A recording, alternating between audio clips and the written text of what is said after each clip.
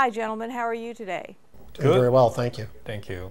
Well, tell me, the Singapore approach to water management has become an innovative model. Can you tell me about it? Well, Singapore is a very small island country. In fact, we have 5 million people on a land area that's about 300 square miles, so very densely populated. And although we get a lot of rain, we are in the tropics, we just haven't got the land to be able to collect and store all the water. We have no groundwater.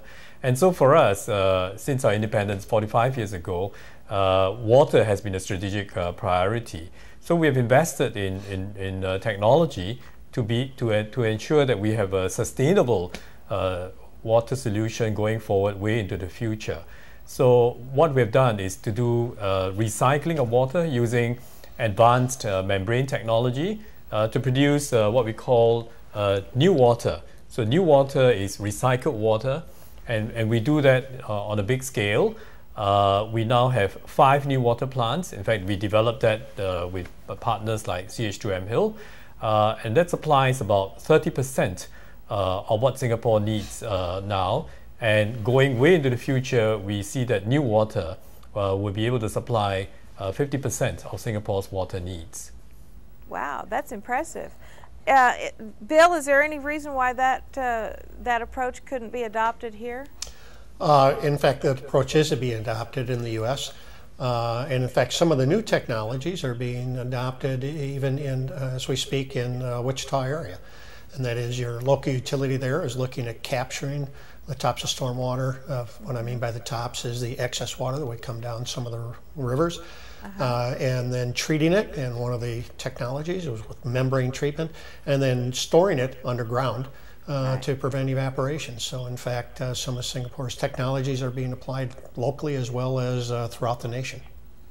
Well, and it's really very critical, because the estimations are that we could be without water.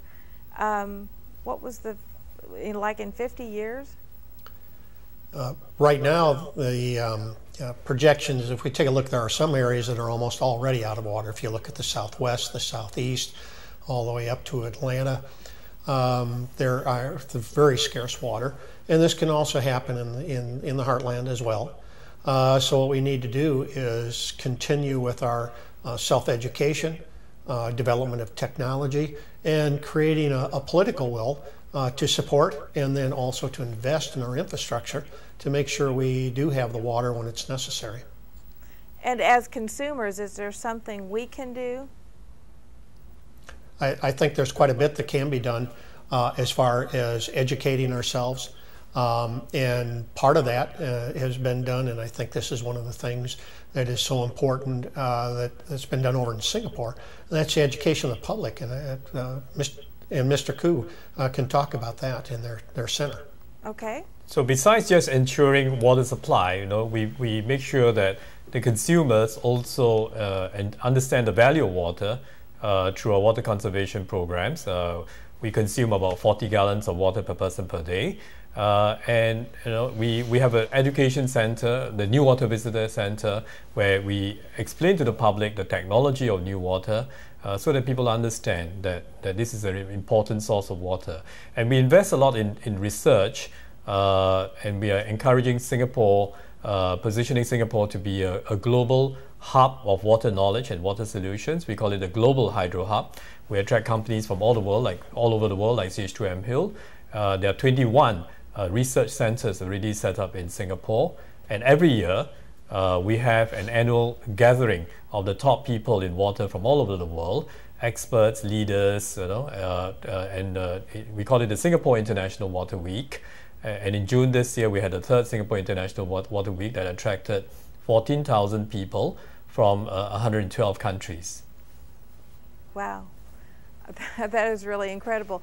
Really, because of the fact that water is one of our utilities that costs us the least, I think that people have had a tendency for years to take it for granted, and we really can't afford to be doing that anymore. Exactly.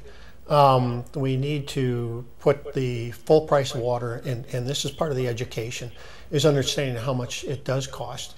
And as our infrastructure ages, actually in the U.S. we have a fairly new infrastructure compared to a lot of places in the world.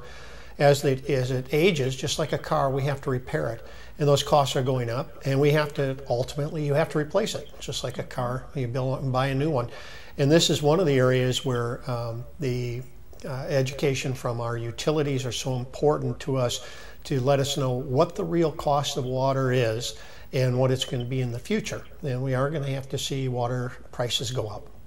I would imagine so. Where can our viewers go to learn more?